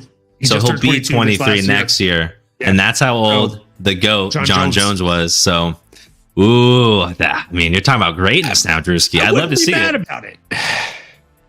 As someone else to have that conversation, hey, he's an absolute savage. Like he mentioned, he has all the tools, and so does an Amir, the Prince Albazi, brother. That guy's an absolute savage. Find out of Iraq. I mean, dude's putting on for his country, man. Even though, I said Iraq. Some people may have their feelings, but leave that aside, y'all. He's a great fighter, great human being, and dude is a savage, man. So dude's an absolute fucking beast. He's putting on for his people, fighting out of Baghdad, Iraq, to be specific. The Prince is the man. And he's fighting my guy, Brandon Moreno, February 24th. So that will be the telltale sign. If he goes out there and he gets past handles Moreno, my boy, that's a huge statement. Yeah. Can't deny him after that, right? I mean, can't deny him that title shot, I would say. So. And also shout out to the chat here with the Panini cards. He said, I also have a high value rookie cards of him. So, money. Love to see it, baby. Love to see it. We'll have to bring those International Fight Week and get them signed. You know what I'm saying? We are in different boats, it seems like, on this one. Seems like you have Alessandro Pantoja and your boy Brandon Moreno. I've got Alejandro Pantoja and Amir Albazi. More heavily leaning towards Amir Albazi, if I'm being honest here. And I always like to be honest here, folks. So moving into the women's UFC bantamweight belt here. Guys, this one is arguably the dumbest one to bet on. Just the dumbest one to fucking bet on. Because we don't even have a champion right now, right? Like Juliana Pena hasn't fought in 25 years. Mara Buena Silva is the second best bet that we have. And I love Mayra Bueno Silva, but come on, folks. Like, there's so many other names. Like, this is where you sprinkle some random shit to make some money. Okay. Let's just be honest here. Irene Aldana plus 750. Gonna sprinkle something on it. Why the fuck not? Because why not? Because why not? Like, Valentina Shevchenko doesn't fight in this weight class. Do you understand me? And she's the same plus odds as this top 5 ranked female who actually does and put on a potential fight of the year. So I'm going Irene Aldana on this one. That's my big pet. That's my big pick. I'll probably hammer like a solid unit into that one just because it can happen. And if it does, it's pretty solid money. I honestly don't know if there's going to be a lot of other people that I hammer a lot on this one. Holly Holm is not in the title picture. Luana Santos is not in the title picture. Caro Hossa is just nowhere near it after that loss. I mean, yeah. I'm not going to throw money away on this one. Yeah, this is a tough division. Like you mentioned, it's borderline on the fringe of even sticking around. You know, there's a lot of controversy, but all things considered, Juliana Pena seems to be the odds favorite here, plus 250. Man, I mean, she is mentioned wanting to fight the champion, who is going to be crowned at UFC 297, and that's going to be between Mayra Bueno Silva versus Raquel Pennington. So I do like Mayra Bueno Silva in that matchup to beat Raquel Pennington. Shitara, that is Mayra Bueno Silva. I think she's got a lot of great tools. She's a strong girl. But man, I mean, Juliana Pena, like she's a savage as well. I do. It's tough for me to think about her. I mean, I did see her beat Amanda Nunes live in person. I saw her shock the world there with my beautiful fiance Amy, who treated us to that fight there. But boy, oh boy, like that was quite a sight to see. I'm probably going to always put a little money on Juliana Pena. It's cringy. I don't love it, but that's the safe bet. What's crazy to see is Valentina Shevchenko at plus 750. Just the same odds as Irene Aldana. I mean, I know we were kind of playing a similar game here. We're going with our first choice and then secondary, maybe a safer option. But the same odds as Irene. I mean, man, what if Valentina just says, you know what, Alexa got me a couple times here. I know I've said in the past I want to stick at 135, but I'm just going to stop doing the weight cut, or 125, excuse me. I'm going to stop doing the weight cut. I'm just going to go fight at 135. Go get another title, add to my legacy. I mean, she's an immediate favorite, one fight away. Maybe you throw her right into a contender fight. And man, she's got all the tools as well, brother. I mean, she can maybe get out wrestled a little bit by some of these big girls, right? Like a Juliana Pena. But she can also strike with the best of them, man. I mean, and she looked damn good against Alexa Grasso, right? I mean, you can argue. Was there a point deduction? Am I misremembering this? Or was it just a split decision that, or no, someone scored a 10-8, right? It was the 10-8 controversy. It was a 10-8, yeah. The 10-8. So, yeah, I mean, arguably could have won, right? Arguably we could still be champ, but if she does decide to go up, boy, that's good. It's good odds. Because yeah. I mean, what do you think there? I mean, are you assuming she does? Yeah. Do you think she'll go up though? Odds. I just don't know that she'll go up. Yeah, she's mentioned not ever want to go up. There's just no reason. It's like Demetrius Johnson. Like, they invented flyweight for him. Why go back up to bantamweight? Doesn't make sense. They did you a favor by making a weight class that befitted you. Why kind of bend them backwards to go back on it? So yeah, I mean, I'm with it. I don't think it's the worst idea, but I'm sticking to my guns on this one. I think Irene Aldana is probably a safer bet than hoping Valentina goes up. But we can talk about Valentina's weight class if you really want to. Is that where your money's going there? Do you think she's going to dethrone my girl Alexa Grasso? Because I'm throwing my whole bank account at my girl Alexa, man. I'm backing up the Brink truck. Okay, there we go. Not a chance. I'm betting it all on Natalia Silva at plus 2,500. No, I'm just kidding. And then maybe next year, I actually, that might be a real one, because I'm pretty high on Natalia Silva, if I'm being honest with you. But My two picks for this one are going to be Erin Blanchfield and Manon Fior.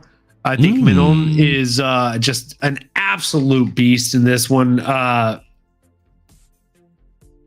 I mean, the French mixed martial artist is an absolute beast, and I say that on purpose because her nickname is literally the Beast. She trains out of the boxing squad. She is a stud. She's a finisher, right? You typically in women's fights don't see a ton of knockout artists, but that is exactly what she is. She's got 11 wins, 6 of them coming by way of finish. All 6 finishes are by way of knockout / TKO. More often than not, it's by punches. So I think she has like 5 knockouts by punches. She's very fun to watch. I think she's a bad matchup for pretty much anybody in the top 5. I think she is a bad matchup for Alexa Grasso. I think she's a bad matchup for Erin Blanchfield. I think she's a bad matchup for Valentina Shevchenko. Call me fucking crazy. I also think she is a bad matchup for Taila Santos. The only person that I actually worry about her fighting is Zhang Weili, because I think if they just go toe-to-toe in the center of the octagon, Zhang beats her on power. And Zhang is pretty fucking crispy with her form, too. So a lot of different kind of ebbs and flows to that fight. I think that, yeah, I think Manon is probably my bigger bet in this one. And what's crazy is I'll really know who to hammer it in on after their next fight happens in March, because Manon is actually fighting Erin Blanchfield. So, yeah, my two bets are fighting each other. And I think the winner is going to make me money. That's a good call. It's a good call, brother. I'm definitely worried. I mean, my money's on Alexa Grasso. I think she's going to continue to, have her reign. I think she's so well-rounded. She's proven that. She's dethroned the previous pound-for-pound best, potentially still one of the best ever in that weight class, and that being Valentina Shevchenko. I mean, her career speaks for itself. So that title, being the queen there, like the Targaryens, like my girl, like her name, Khaleesi. Daenerys. Who's Khaleesi then? What am I thinking of these other names? Daenerys. Yeah, but, Khaleesi was... It is Khaleesi, right? They called her Khaleesi, but her name was Daenerys Targaryen. Yep, you're right. But no, honestly, the Jon Snow in this equation, or the villain, is Manon Fior, man. I mean, her striking is absolutely insane. She's got a ton of knockouts on her background. She's vicious with her strikes, man. She's got that like Stephen Wonderboy kind of karate like style with her kickboxing pedigree. Or I don't know if is it karate or kickboxing. I feel like I'm jumbling together as we speak here, but I mean her variety of strikes is just a freaking sight to behold, ladies and gentlemen. She's a tall, strong, lengthy, like big framed woman. So she uses her size really well. She can get those leg kicks on you, even if you're trying to escape, run away in the octagon. Boy, she's gonna find you. Like she's a problem. I would be worried for my girl Alexa. The only silver lining is, hey, with more limbs, there's more for you to grab onto. And Alexa, if she sees the limb, if she sees the leg, I think she'll grab onto that thing and try to rip it off. So that's gonna be a hell of a fight. Hopefully that gets queued up sometime this year. But Alexa Grasso versus Manon Fior will be a banger. First off, she has to get through Erin Blanchfield. But she's no walk in the park. I got to give her flowers as well. She does have a strong, well-rounded game, and if she gets Manon Fior on the ground, hey, what's she going to look like there, right? Can she stuff the takedowns? Can she handle herself in the grappling? But like you said, like she's a vicious fighter that's looking to get you out of there. So any opportunity there is to be offensive, to land a strike, she's finding it, and she's hurting these girls, and she's getting them out of there. So she's a problem. It's going to be a fun one. That's definitely probably my dark horse. I hate to say it, but I got to be, somewhat unbiased here on this program and acknowledge that would probably be my second bet. I hate to say it, but Alexa Grasso #1, as always. Don't get it twisted, but Manon Fior is a safe bet, ladies and gentlemen. It's a good bet. It's a pretty safe bet. Speaking of safe bets, just going to take a quick side tangent. One of the guys in our Twitter group chat that is a hell of a capper, D Baby Billionaire here. The guy has won a shit ton more money than we have. Yeah. Dude is an absolute beast. He just posted his first official bet of 2024, and it is a $5,000 wager that he hits. So he is putting $5,000 down on a 2-leg parlay. Tom Nolan money line and Joshua Van money line on the prelims this Saturday. 5,000 to win 9.4 thousand. So Joshua Van, I do like Joshua Van. That's crazy. Yeah, you can find that 2 bet on my prelim Twitter fights. What a legend! What a legend! Fun fact: when we were at IFW, Jalen actually bet the 4 favorites on the early prelims, and all 4 favorites ended up hitting, and that funded his bets for the rest of the night. And then as DDP was walking out against Drickus, he's like, "I think I might put 100 on." I think he was going to put it on Rob. I can't remember. I was pretty faded, but I remember I looked up and I was like, "Put 200 on DDP," and he's like, "Fuck it, I'll match you." And then DDP went out there and did what he did against Rob, and we had 400 on him. Oh my god! Damn, so you we guys was hit. Very expensive alcohol after that. Yeah, that's sick as. Yeah, that's legendary. That's legendary. Oh yeah, atta boy. So yeah, we had a pretty good night that night. We had a pretty good night that night, folks. Yeah. Speaking of good nights, you want to have a good night for yourself? Manon Fior, probably the safe bet there. If you don't feel super confident doing that, then do Manon Fior and sprinkle a little like Salt Bay on Alexa Grasso. And with that being said, we are here, folks. We are into the last weight class of the night. We got the women's UFC strawweight division. Final futures bet. This is another one that I'll be honest, for me, pretty easy. Pretty fucking easy. But I'm going to let you take the lead on this one because of how easy mine is. I don't really have a ton of heat behind it. I just feel like I'm going to be like, there it is on the table. Boom. That's my pick. I mean, we can maybe we're going to be in agreement here. Maybe we just talk about how much of a badass this fighter is and how she's even a potential heavy favorite. If you say the same name as me, we're doing one last shot to close out the show. There's no fucking chance. Well, okay. Well, now I'm definitely thinking we're not on the same page.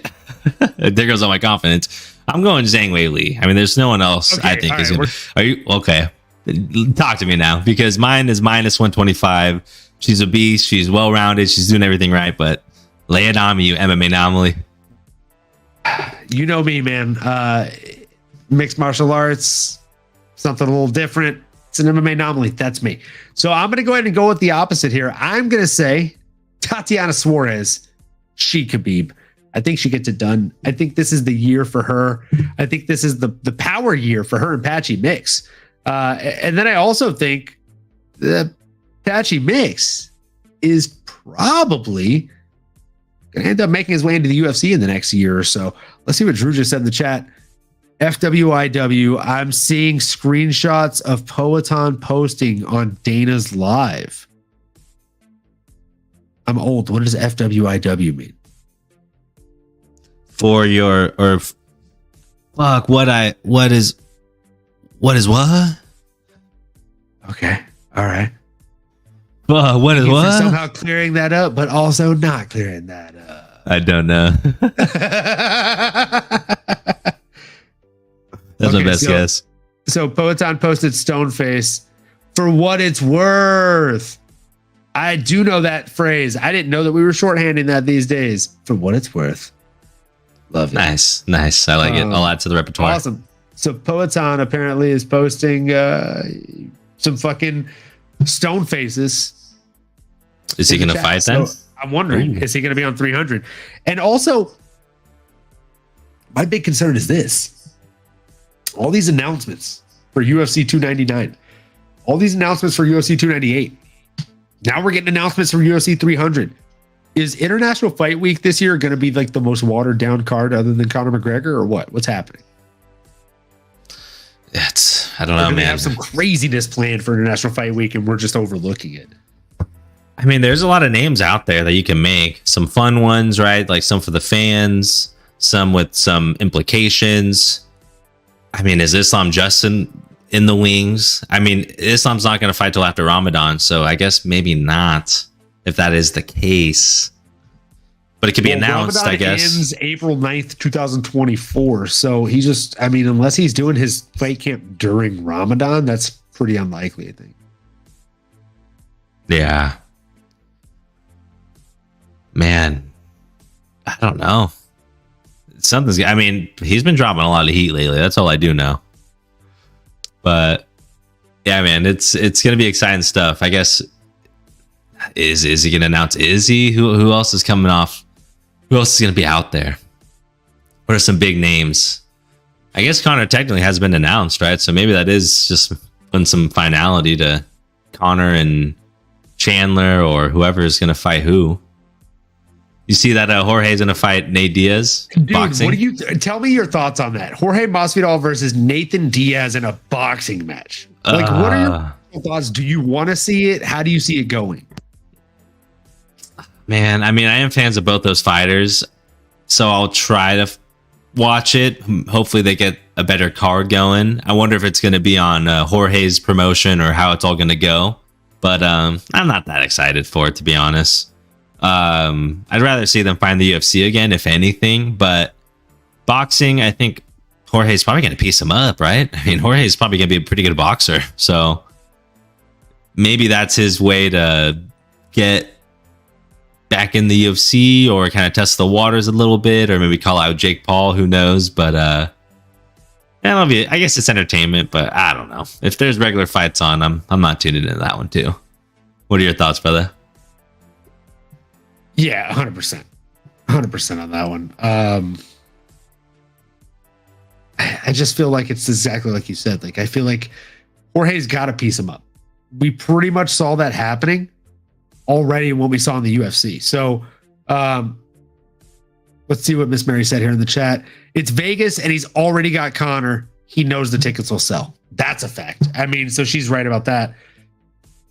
Realistically, if we have Connor in Vegas for International Fight Week, probably not going to end up stacking that card. And again, Jorge Masvidal versus Nathan Diaz, he beat Nate already fairly recently, and he was doing it mostly on the feet. Nate's biggest threat in that fight was grappling. You take that away from him, and I feel like it's fairly one-way traffic here. So I don't really have a ton of interest in that one. I just think that Jorge is the better fighter, especially as of late. And yeah, I mean, let's see what Tico Tech's here said. Tico Tech LLC. I believe Bilal is the only fighter I've heard of to do the majority of his camp during Ramadan, which is intense. And no, he beat Luque. Yeah. He put it on Luque. Did he also do some of his camp during Ramadan for the Sean Brady fight, or am I tripping on that one? Say that again. Did he do some of his camp for Ramadan or through Ramadan for the Sean Brady fight, Bilal Muhammad? Oh man, I think so. So Ramadan this year is going to be from March 10th to April 9th. Yeah, some which of his I'm camp sure last year was in Ramadan. He finished the last half of it outside of Ramadan, but the first half of it was during Ramadan, and that's when he got that knockout of Sean Brady. So yeah, it is possible. Yeah, I know Islam mentioned already. Yeah, Islam already mentioned he's not going to want to fight during Ramadan. I'm assuming Bilal for the title. Are you going to want to try to be doing a camp during that time, which is, I guess, the next few months here? That's tough, right? And if you're Leon, I mean, maybe do you want some time off? Do you want to wait a little bit? Those are good questions to be asked, huh? Good. I mean, who knows? Yeah. You're probably trying to book it ASAP, right? But if you're Leon, maybe you're like, hey, give me a few months here. If I'm Bilal, I'm really, really pushing for that title shot ASAP so that you don't get passed up, obviously. True. Yeah. So then that's the thing. His hand may be forced a little bit. He may have to work around Ramadan or figure that part out then. Got to do what you got to do. You definitely got to do what you got to do when it comes to that, man. And I mean, like, not getting skipped over is a very tough task in itself these days. We know it's a popularity contest more than a meritocracy contest. So that makes it pretty tough. Now we've already gone through all of the different weight classes, obviously. So next question for you is, which fight card are you most excited about so far? 298, 299, 300. Ooh, man. And I feel like I'm trying to remember what each one is. I think 299 probably first and foremost because it's my boy Sugar Sean, Marlon Tito Vera. And as of recent news, our boy Dustin Poirier on there as well. 5-rounder banger against Benoit Saint Denis. That's going to be a hell of a fight, bro. I can't wait to break that one down with you further. Heavyweight matchup on that one too. Curtis Blades versus Jailton Almeida. Is Jailton legit? Curtis Blades has kind of been that gatekeeper. I hate to say it, but he's a legitimate gatekeeper. He's like the Gandalf of gatekeepers or something. I don't know. He's a legitimate guy. He's on some Gandalf the White shit. Yeah, that's facts, brother. That's facts. Gamrot versus RDA, Rafael Dos Anjos. That's a sleeper fight. So I'm juiced up. Oh, and did I freaking forget to mention? We got Gilbert Burns versus JDM, brother. Let's go. Bro, this is sheesh. Oh, and Peter Young versus Song Yadong. And Kevin Holland versus Michael Venom Page. Bro, this list is insane. This card's insane, bro. Pedro Munoz versus Kyler Phillips. I mean, every fight is like legit. I mean, honestly, they're all insane. That's so cool. That's a banger. That is a banger card. I haven't even seen 300 yet, but I think I'm more excited for this already. Yeah, I mean, 299 is, I think, just the bee's knees of a card, right? Like 297 is a pretty solid card just because of DDP versus Sean Strickland. And 298, I mean, Ilya versus Alexander Volkanovski, Tai Tuivasa versus Marcin Tybura, Henry Cejudo versus Merab Dvalishvili. Pretty solid. But Dustin Poirier versus BSD, Vera versus O'Malley, the rematch, Macy Barber finally getting the chance to really step it up in competition and go against the ultimate gatekeeper, as you said, Caitlin Chukagian. Like, the implications alone on this one are huge. Curtis Blades versus Jailton Almeida, the fight we were supposed to see. There's so many. And like, even if you just look down at the early prelims, Michel Pereira coming in against Mikhail Oleksiejczuk. Like, this is just got banger written. Banger, dude. Banger. And like you said, brother, 298 is nothing to mess around with either, brother. We got some heavy hitters, bro. Jeff Neal versus Ian Machado Gary. Robert Whitaker versus Paulo Costa. Sheesh. The homie Andrea KGB Lee's on that one, going against Miranda Maverick. And we got your girl, Tatiana Suarez, trying to make her championship run here, brother, against Amanda Lemos, girl that just fought. She could go out there, put in work. You know she's going to be asked for that title next. My boy Ty, the Shui, Tuivasa. Here we go. Love seeing that. And like you mentioned, brother, Merab versus Henry, then Alexander versus Ilya. Those two in itself worth the ticket of admission, brother. Bangers. Bangers. And as Drew said in the chat here, when it's all said and done, 300 will be insane. Dude, we don't even have a main card for 300 yet. Yeah, that's what's wild, huh? And then what's crazy is if you think about it, like UFC 300 is going to be happening April 13th in London. So that's going to be an insane card. And the very next month, or no, 2 months later is when we have International Fight Week. Jeez. So I'm assuming all of the fights from 298 that are big and 297 that are big, whoever the big winners are, if they don't take a ton of damage, that's who we're going to see on IFW. Yeah. I mean, yeah, it's a really good point, brother. I mean, even at 297, that's coming up here at the end of this month. I mean, Sean Strickland, DDP, there's huge implications in that division. Someone's going to be active. Arnold Allen versus Mozart Evlov. That's a huge. Tico Tech LLC, I got to cut you off here, has the best recommendation. The Anik brothers should fight each other to headline UFC 300. I'm going to have to tag them on Twitter and see if they're down for that. Yes, please do. That'd be a good one. There's been some building animosity. I'd say the fantasy football season's been tough. It has been tough. Quite a schism between those two. Yeah, that'll do that to the best of us, brother. I know that all too well. I'm in some family leagues, and it'll get you. It'll get you. But maybe headline a prelim. I wouldn't be mad at that. Love those guys. I'd be happy about it. I would be happy about it.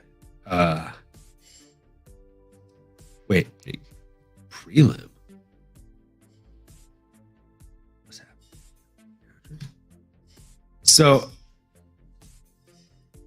29 minutes ago, Max Holloway tweeted the John C. Riley like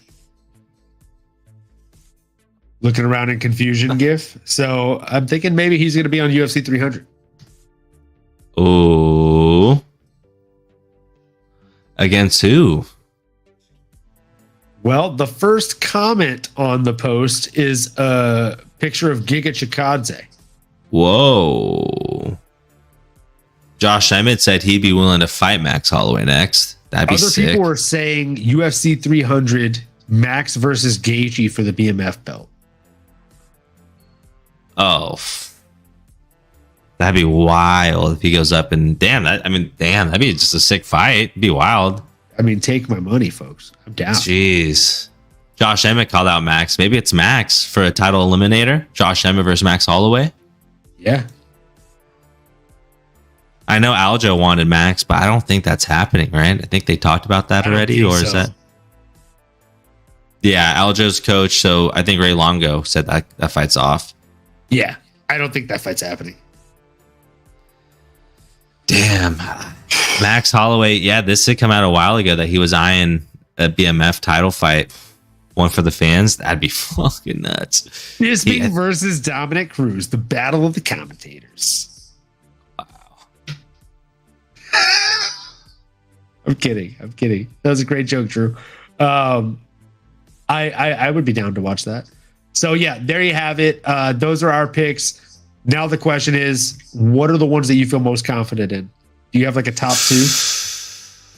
Ooh.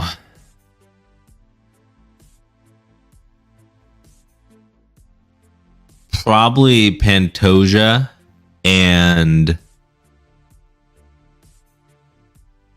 probably Alex. I'd bet the most on those two, to be honest. Pantoja and Alex. And Alex Bejeda, excuse me. Poatan. It's crazy. I mean, everyone else, it's like, I don't know. Shavkat, I do like a lot as like a dark horse, but Leon can potentially retain it. I think Shavkat, like a lot of things still kind of need to happen there. So I just don't know. It'd be crazy here. Tell me what the odds are. Or Islam too. I don't know why I didn't say Islam. I should have said Islam.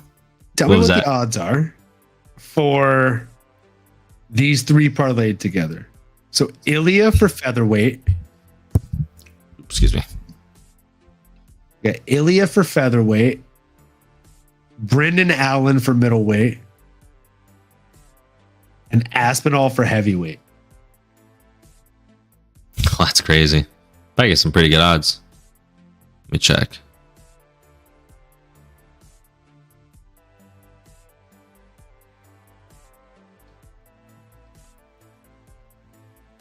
Okay, sorry. It's taking a second to load here. I had to you're good. Get my face recognized.